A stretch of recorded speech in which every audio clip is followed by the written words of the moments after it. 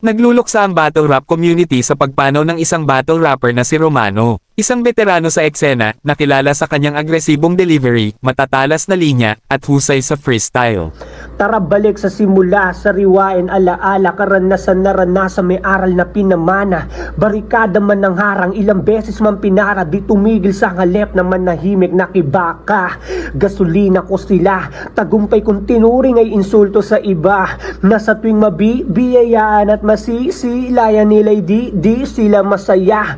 Tinatak sa isip di man maging pinaka, balang araw ay makikilala ng iba. Minsan man ako'y napipilayan at napipigana, di napipigil magsalita.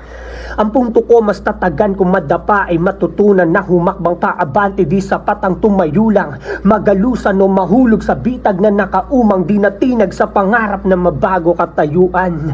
Nagtayo ang balahibo sa aking pagtindig, mapabilib kayo'y higit sa salapito. Insulto man sa pandinig ko ay parit-parito, bilang lang ang bumibilib sa sinasakripisyo.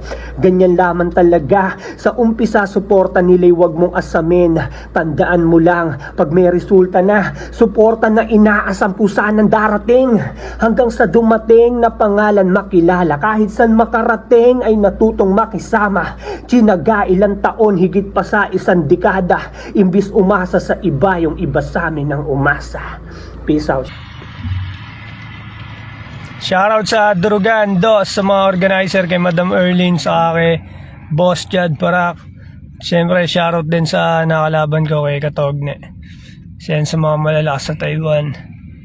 Yeah, dito pa kami sa Taiwan. Mamaya babalik na kami ng Pinas. Salamat Taiwan, salamat sa lahat ng mga OFW dito. Napakainit ang pagtanggap.